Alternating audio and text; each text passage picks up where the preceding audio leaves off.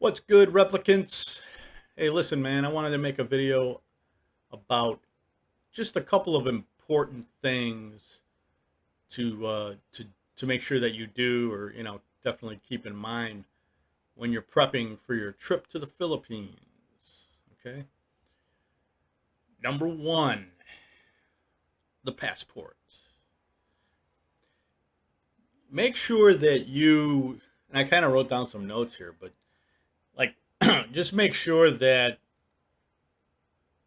when you're buying your airline ticket, okay, like online, and also if you are doing your hotels, also if you're going to book a hotel room in advance, you know in the Philippines, from the United States, just make sure that, especially with the airline tickets, make sure that you use the same exact name that's on your passport.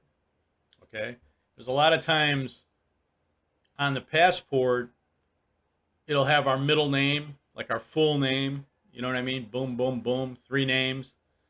Just make sure that you use that name when you book your airline ticket.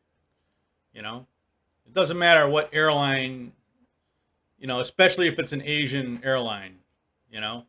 But I mean, I would just do that. It's a good rule of thumb to do that, even if you're starting with a U.S. carrier and then you're going into an Asian carrier. When you go through one of the through countries before you get to the Philippines. Just something important to keep in mind, because that can screw a lot of people up if you don't use the same name that's on your passport. You could wind up with some difficulties. Okay, and with the hotels, I mean, you could probably do the same thing with the hotels within the Philippines. Just use your passport name. You know what I mean? Because they're gonna want to see that your passport probably when you check in initially, at least. And another thing to keep in mind, if whatever, like if you use a credit card, and I would advise using a credit card for this, not a debit card, just because if there's any mistakes that are made, or you're overcharged, or whatever, something happens, or or if your debit card gets stolen or something when you're in the Philippines, it's going to take a lot longer to recoup that cash. And that's actually cash that's out of your bank account. That's not like credit cash. You know what I mean? So I would advise, just use a credit card. You could pay it off when you get home or whatever. When you get back home, you could pay off the balance or whatever, right? But I would just, that's my opinion.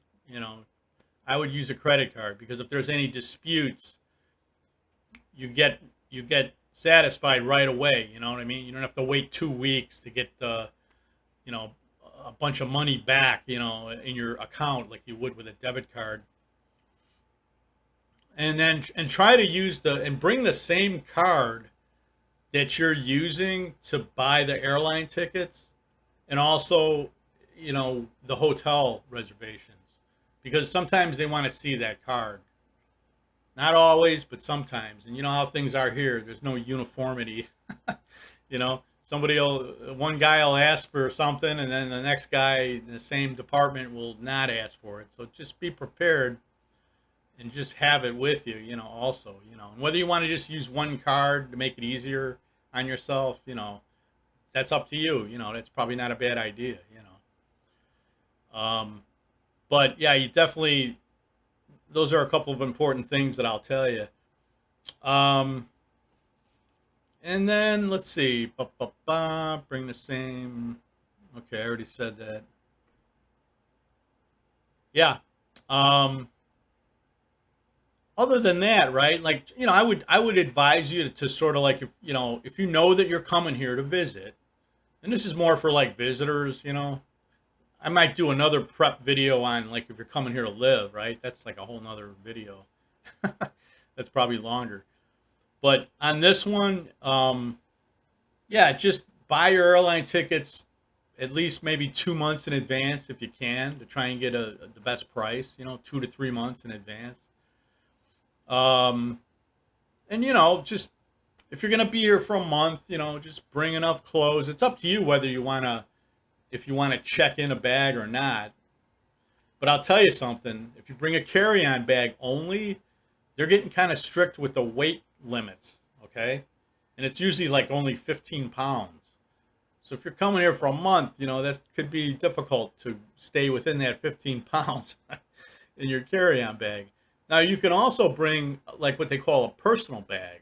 Okay, that's not included, really with your carry-on bag, like weight usually, right? So, and that's a bag, like a smaller bag that'll fit underneath the seat in front of you, on the airplane.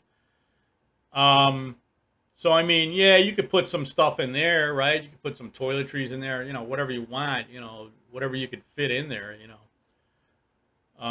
I've had situations in the past where, man, that bag was like almost 20 pounds. I had a real solid little gray bag, like a nice bag. Um, and that thing was probably had more weight than my actual carry-on bag. But anyway, but yeah, be careful with the weight. And if you don't want, if you could buy a luggage scale, that helps. Then you can check it yourself before you leave. I actually have one of those. It's in kilograms and pounds. Also gives like the temperature and stuff like that in there. But yeah, do that and be cognizant of that. And if you think you can't make the weight limit, which is probably not unusual, just do a carry-on bag if you need to. You know what I mean? It's not. I mean, do a check-in bag if you need to. It's not the end of the world. I mean, I've actually never had a bag. I've checked in bags coming here, and I've never had them lose anything. You know, in like several trips. And then bring some sunblock, dudes. you know, and you could get the little travel size if you're not bringing a check-in bag. If you're not going to have a check-in bag, excuse me, you can get these little spray bottles. They're like little 4-ounce spray sunblock, banana boat or whatever, cans, and they're travel size. You could put them in your carry-on bag, and a lot of times you can get them at the Dollar Tree or whatever, like in the travel section or whatever. There's like a small section, but yeah, those are pretty affordable. I would get several of those. Even for a month, I would get at least four, because they're small. And then anything else, just you're coming here to visit for a month. Make sure you let your debit card, your bank know that you're going to be traveling out of the country for a month, so they know in case there's any charges that come up on your card that in the U.S. that shouldn't be there, and then they know it's a scam or whatever. You know, but it's for your protection. And then also with the credit cards, let all your credit card companies know, hey, I'm traveling. I'm going to be in another country this month, so unless you have some auto charges every month on any of those cards, if anything weird comes up in the U.S. when you're in the Philippines, then it's probably it's some kind of fraud.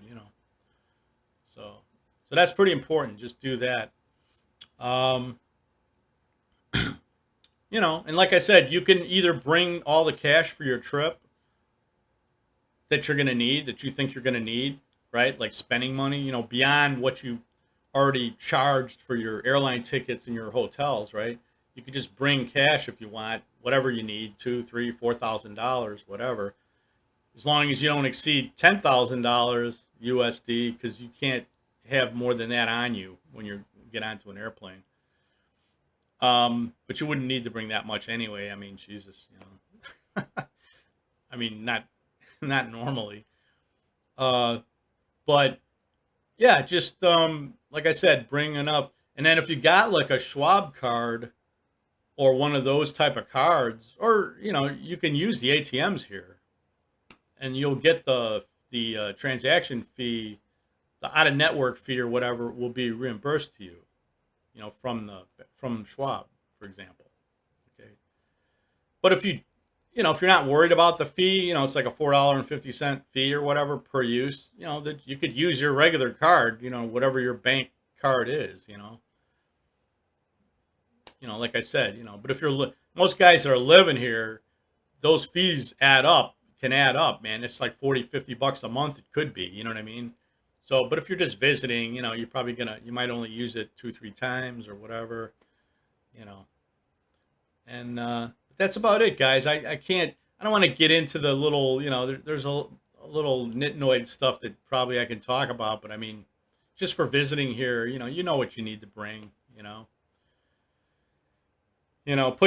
then your phone, make sure that you don't get international roaming charges, or if I don't know. I wouldn't advise really. You know what I would do if I were you? If you have a regular U.S. carrier and you don't want to pay like a bunch of money for international use for 1 month, they charge you like $100 extra for that or something. Just when you land in the Philippines, put your phone on airplane mode and leave it there and just use Wi-Fi. You know what I mean? You can do this. Just use Wi-Fi, in your hotel and whatever, wherever you can get it, just use Wi-Fi. And then you won't incur any excessive roaming charges, you know? Yeah. But if you got certain carriers like Google Fi, for example, you can use the data, man. The data works in other countries. And the way it works with Google Fi is, if you're as long as it's less than 3 months, if you're out of the U.S. for less than 3 months, 3 months or less, you can use the data. There's no issues. If you're living here, and you're here for 6 months or 9 months, or you know, they'll probably cut you off. They'll cut off your data. You'll still have the texting, and you can use the phone if you need to for a call, even though it's going to be like 20 cents a minute or whatever. But but that's how Google Fi works. But it's only like $30 a month, man. You know what I mean? Like the monthly that I have, the plan I have is actually mostly less than $30 a month. So I want to think about it. That's it, guys. That's about it. I'll talk to you guys later. If you got any comments, please give them. And if you like the video, please hit the like button. I really would appreciate it. And of course, subscribe too. If you're not already a subscriber. Thanks a lot, guys. I'll see you later.